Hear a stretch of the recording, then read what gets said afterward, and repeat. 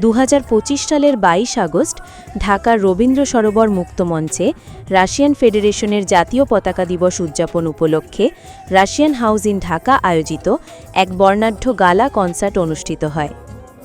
এই অনুষ্ঠানটি রাশিয়া ও বাংলাদেশের সাংস্কৃতিক ঐতিহ্যের সুন্দর সমন্বয়ে দুই দেশের বন্ধুত্ব ও পারস্পরিক বোঝাপড়ার এক শক্তিশালী প্রতীক হয়ে ওঠে।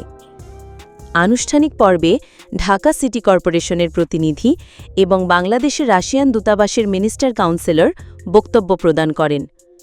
তারা জাতীয় প্রতীকসমূহের গুরুত্ব এবং রাশিয়ান ত্রিবর্ণ পতাকার জাতীয় পরিচয় ও সার্বভৌমত্বের প্রতীক হিসেবে তাৎপর্যের ওপর আলোকপাত করেন।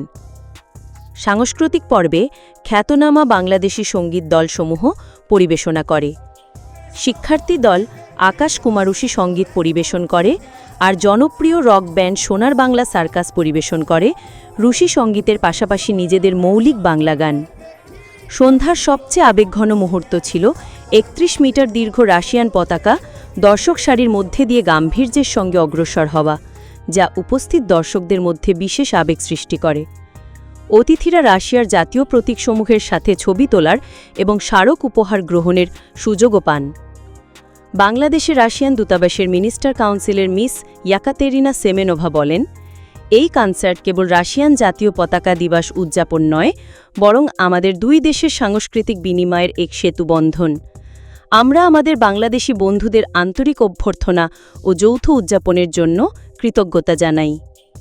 অনুষ্ঠানে কূটনৈতিক মহল, বাংলাদেশ সরকারের বিভিন্ন দপ্তরের প্রতিনিধি, শিক্ষার্থী এবং প্রায় ৮,০০০ স্থানীয় দর্শক উপস্থিত ছিলেন।